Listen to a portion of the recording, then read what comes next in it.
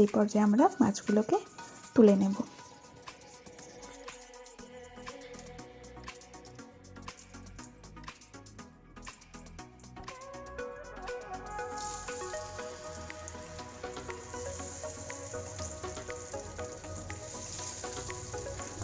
বাদবাকি মাছগুলো আমি ঠিক এইভাবেই ভেজে নেব।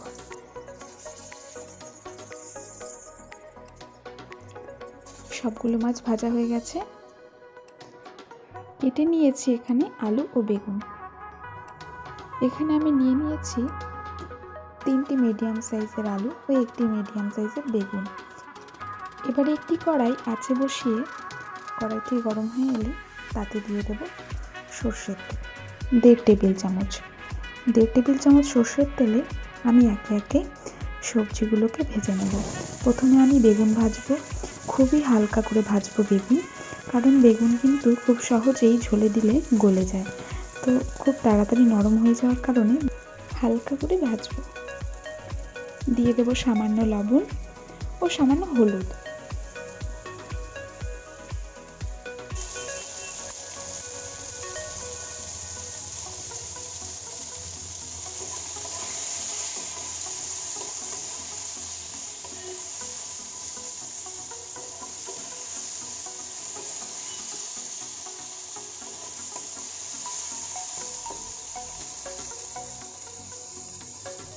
দেখুন বন্ধুরা, হালকা করে ভাজা হয়ে গেছে। বেগুনগুলোকে নামিয়ে নেব।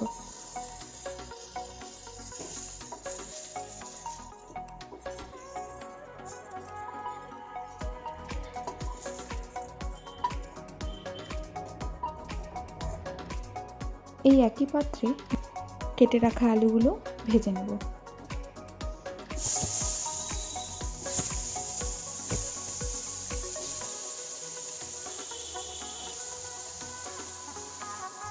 দিয়ে দেবো 1 চা চামচ লবণ,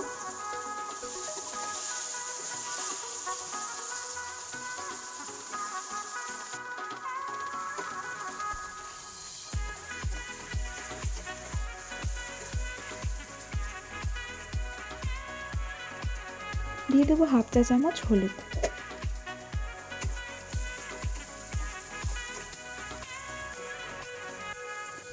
বন্ধুরা, এখানে কিন্তু আলুগুলোকেও মিডিয়াম টু হাই ফ্লেমে ভাজবো। যখন আলুতে রং আসতে শুরু করবে তখন আলুগুলোকে নামিয়ে নেব।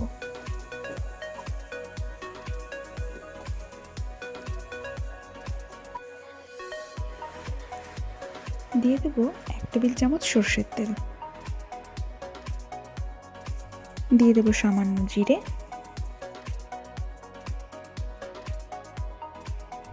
জিরেগুলো গোল্ডেন হয়ে এলে দিয়ে দেব 1টি মিডিয়াম সাইজের টমেটো বাটা।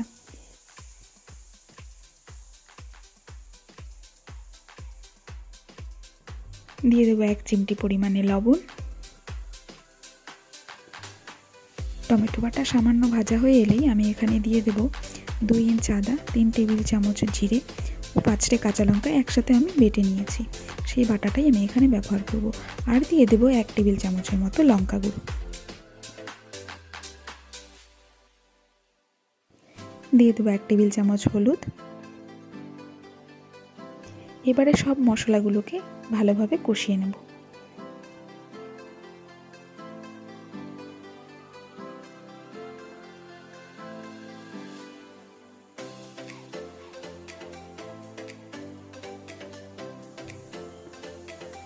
সামান্য জল দিয়ে কষাবো।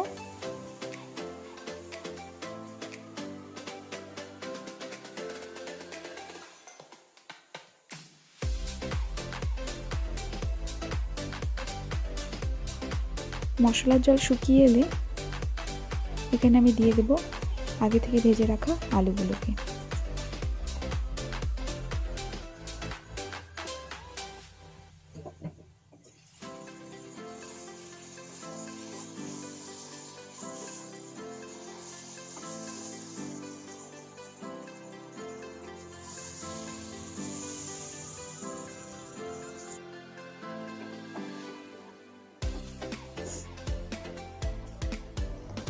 মশলা ভালোভাবে কষিয়ে এলেই আমি এখানে আগে থেকে ভেজে রাখা বেগুনগুলো দিয়ে দেব। বন্ধুরা, আপনারাও বেগুনগুলোকে এই পর্যায়ে দেওয়ার চেষ্টা করবেন, তাতে করে বেগুনগুলো খুব বেশি গলে যাবে না, খেতেও বেশ ভালো লাগবে।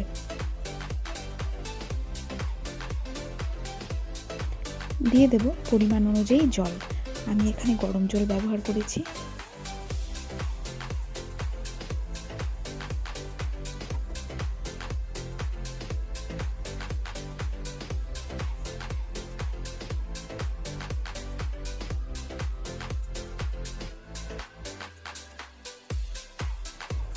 দিয়ে দেবো 3 থেকে 4টে কাঁচা লঙ্কা।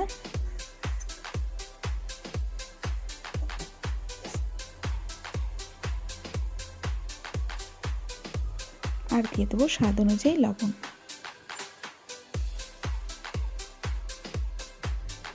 দেখুন বন্ধুরা, ঝোল ফুটে গেছে। এই পর্যায়ে আমি মাছগুলো দিয়ে দেব।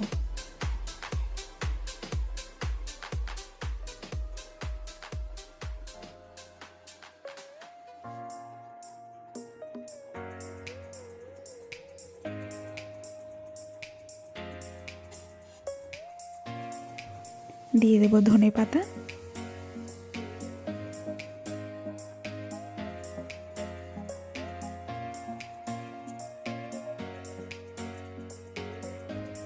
এখন 2 মিনিটের জন্য ঢেকে রাখবো। দেখুন বন্ধুরা, আমাদের পাবদা মাছের তেল ঝোল হয়ে গেছে। এই পর্যায়ে গ্যাস নিভিয়ে দেব। দেখুন বন্ধুরা, তৈরি হয়ে গেছে পাবদা মাছের তেল ঝাল। কেমন লাগলো আপনাদের অবশ্যই কমেন্টে লিখে জানাবেন। আর ভালো লেগে থাকলে লাইক করবেন, শেয়ার করবেন আপনাদের বন্ধুবান্ধব ও আত্মীয় স্বজনদের সাথে। আমার চ্যানেলে নতুন হয়ে থাকলে চ্যানেলটিকে সাবস্ক্রাইব করবেন, সাবস্ক্রাইবের পাশে থাকা বেল আইকনটিকে প্রেস করবেন। অসংখ্য ধন্যবাদ আপনাদের সবাইকে ভিডিওটি দেখার জন্য। আসছি পরবর্তী রান্নার ভিডিও নিয়ে। সুস্থ থাকুন, ভালো থাকুন।